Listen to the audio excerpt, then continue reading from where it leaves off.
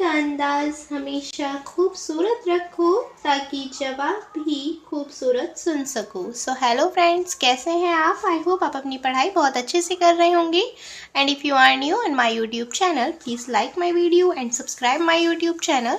जैसा कि हम डेली वोकैबुलरी लर्न करते हैं, उसी सीरीज में आज भी स्टार्ट करते हैं। फर्स्ट वर्ड है आज का हमारा अर्थली। अर्थली आपका एडजेक्टिव होता है, इसका मीनिंग होता है सांसारिक या भौतिक, यानी कि पूरा सांसारिक यानी कि वर्ल्डली। सो आपको याद रखना है अर्थली का मतलब क्या होता है, सांसारिक या भौतिक। सो आपको सिनोनियम लर्न रखने हैं अर्थली के, worldly, sensual, unspiritual, physical. So worldly, sensual, unspiritual and physical आपके सिनोनियम हो जाएंगे अर्थली के। जब अर्थली का मीनिंग होता है सांसारिक या भौतिक, तो एंटोनिम हो जाएगा कैलेस्टियल, स्पिरिचुअल एंड वर्ल्डली, यानी कि असांसारिक। नेक्स्ट वर्ड है हमारा इजी। बहुत ही कॉमन वर्ड है, बहुत ही इजी वर्ड है, इजी। ओके, सो ये हमारा एडजेक्टिव होता है आसान या हल्का। इसका मीनिंग होता है, सिनोनिम हो जाएगा फैसाइल, सिंपल, लाइट, एफर्टलेस, यानी कि जिसमें आपको कोई भी एफर्ट, किसी भी तरह की मेहनत करने की ज़रूरत नहीं होती है, कोई नीड नहीं होती है एफर्ट लगाने की। सो एफर्टलेस भी आपका सिनोनिम हो जाएगा इजी का। जब आपका इजी का मतलब होता है आसान, हल्का, तो एंटोनिम हो जाएगा भारी। सो डिफिकल्ट एंड कॉम्प्लिकेटेड आपके एंटोनिम हो जाएंगे इजी के। नेक्स्ट वर्ड है हमारा एब। एब होता है आपका वर्ब, इसका मतलब होता है कम होना या बह जाना।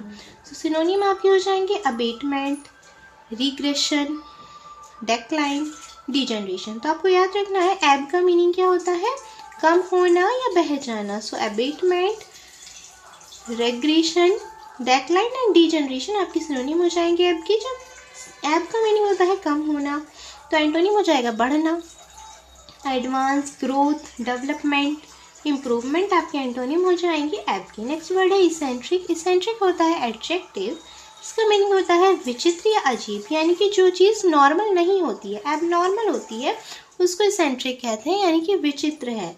आप जब उस चीज़ को देखते हैं तो आपको ऐसा फील होता है कि ये तो बहुत डिफरेंट है। सिनोनिम हो जाएंगे अननेचुरल, विम्सिकल, स्ट्रेंज, एबनॉर्मल। जब आपका इसेंट्रिक का मतलब होता है विचित्र या अजीब, तो एंटोनियम क्या हो जाएगा, इसेंट्रिक होता है जो चीज़ हमने पहली बार देखी, हमारे लिए डिफरेंट है, हमारे लिए नई है, एकदम न्यू चीज़ है इसेंट्रिक।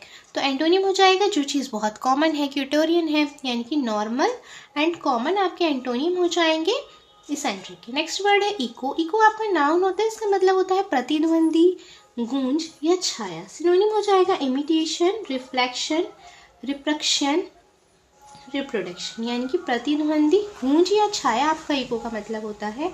इमिटेशन, रिफ्लेक्शन, रिप्रक्शन, रिप्रोडक्शन आपके सिनोनिम हो जाएंगे। जब इको का मतलब होता है प्रतिध्वनि, गूंज या छाया, तो एंटोनिम आपके हो जाएंगे विरोध करना।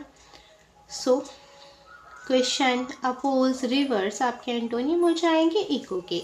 नेक्स्ट वर्ड है हमारा इक्लेक्टिक। इक्लेक्टिक आपका एडजेक्टिव होता है, इसका मतलब होता है चयनशील या असंकीर्ण, असंकीर्ण। सो सिनोनिम आपके हो जाएंगे diverse, comprehensive, general, broad, diverse. तो आपको याद रखना है इक्लेक्टिक की सिनोनिम क्या होंगे, diverse, comprehensive, general, broad, diverse. इसका मीनिंग होता है चयनशील, जहाँ पर आपको चीज़ों को चयन करना होता है, यानी कि चीज़ें डिफरेंट हैं, इक्लेक्टिक है।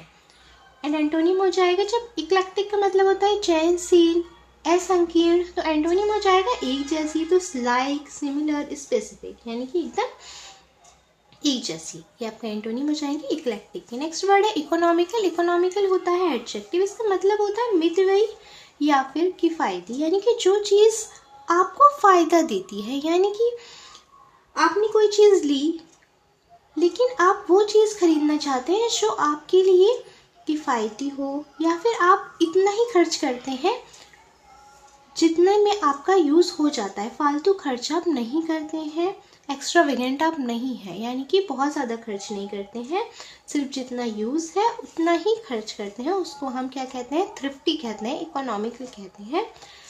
सो थ्रिफ्टी, स्पैरिंग, सेविंग, फ्रुगल, यानी कि जो पर्सन अपना जो खर्च है उसको कम से कम करता है, बचाने की कोशिश करता है, सेविंग करता है।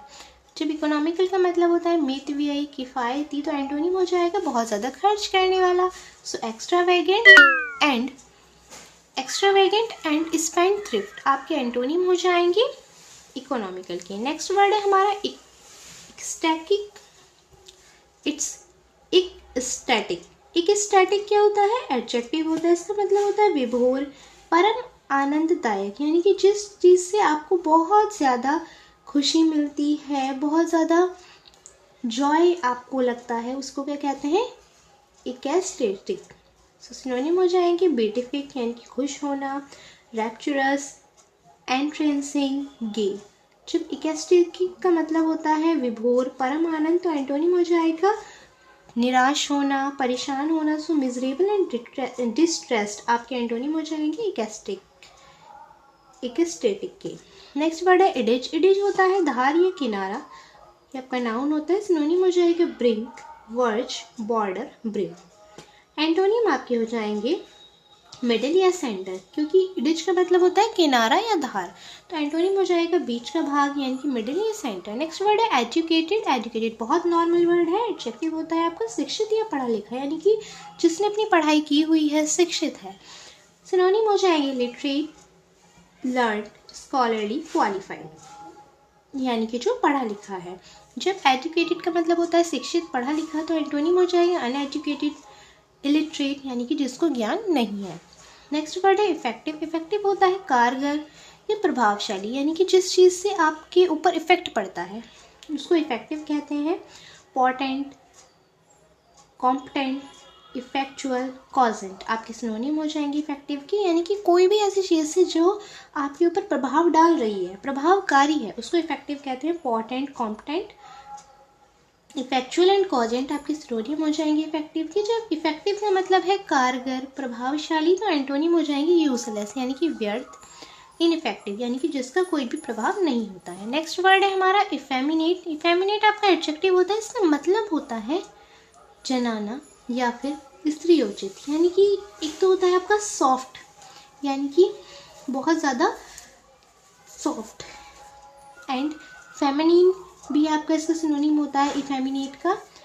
वोमेनिश एंड अनमैनली भी आपका सिनोनिम होता है इफेमिनेट का। एंटोनिम आपके हो जाएंगे मैनली या फिर हार्डी, यानी कि बहुत ज़्यादा कठोर।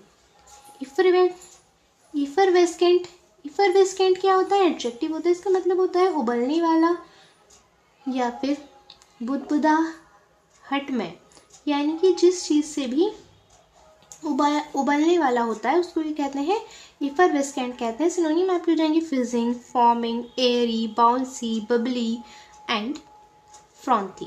सो आपको याद रखना है इफेक्टिव, यानी कि जो आपका इफरवेस्केंट है इसका मतलब क्या होता है? उबलने वाला, जो चीज़ एकदम से एक्टिव रहती है, तो fizzing, foaming, airy, bouncy, bubbly and frothy, ये आपके क्या हो जाएंगे? फ्रॉथी, ये सब आपके सिनोनिम हो जाएंगे एवरवेस्केंट के। एंटोनिम हो जाएगा स्टेट, फ्लैट, सॉबर, डल, इनएक्टिव, यानी कि जिसमें कोई भी हलचल नहीं है। नेक्स्ट वर्ड है इफिशिएंट। इफिशिएंट होता है योग्य, ये आपका एडजेक्टिव होता है। इफिशिएंट होता है योग्य, सो काबिल या योग्य। एडजेक्टिव होता है आपका इफिशिएंट। सिनोनिम हो जाएगा पोटेंट, कॉम्पिटेंट, कैपेबल, इफिशियस, यानी कि जो काम को करने के लिए योग्य है, स्किलफुल है, उसको हम इफिशिएंट बोलते हैं। जब इफिशिएंट आपका एडजेक्टिव होता है इसका मतलब होता है योग्य या काबिल, जो उस वर्क को करने के लिए जो है कैपेबल है, कैपेसिटी है किसी में, स्किलफुल है। सो पोटेंट, कॉम्पिटेंट, कैपेबल, इफिशियस, स्किलफुल आपके सिनोनिम हो जाएंगे इफिशिएंट की। एंटोनियम क्या होगा? जब इफिशिएंट का मतलब है योग्य या काबिल, तो एंटोनियम हो जाएगा अनस्किल्ड, यानी कि जिसको ज्ञान नहीं है। इनइफेक्टिव, यानी कि अप्रभावकारी है, यानी कि जो उस वर्क को करना नहीं जानता, उसको इस चीज़ का ज्ञान नहीं है। तो आपको याद रखना है इफिशिएंट क्या होता है? योग्य या काबिल। सिनोनिम हो जाएंगे पोटेंट, कॉम्पिटेंट, यानी कि जो कॉम्पिटिशन करने के लिए एबल है, कॉम्पिटेंट है, काबिल है, कैपेबल, इफिशियस। एंड एंटोनिम हो जाएगा अनस्किल्ड, यानी कि जिसको ज्ञान नहीं है, अभी नौसिखिया है, नो वॉइस है, बिगिनर है। बिगनर एंड नो वॉइस भी आपके इसके एंटोनिम हो सकते हैं। एंड इनइफेक्टिव यानी कि जिस पर कोई भी प्रभाव नहीं है। सो ये थी आपकी आज की क्लास, जिसमें हमने अपनी सारी इंपॉर्टेंट वर्ड्स जो ई से रिलेटेड थे हम डेली धीरे धीरे करके इनको कवर कर रहे हैं। आप इनको अच्छे से लर्न करते रहिए। सो अब कल हम नई क्लास पढ़ेंगे। Thank you. आप इनको अच्छे से लर्न करते रहिए।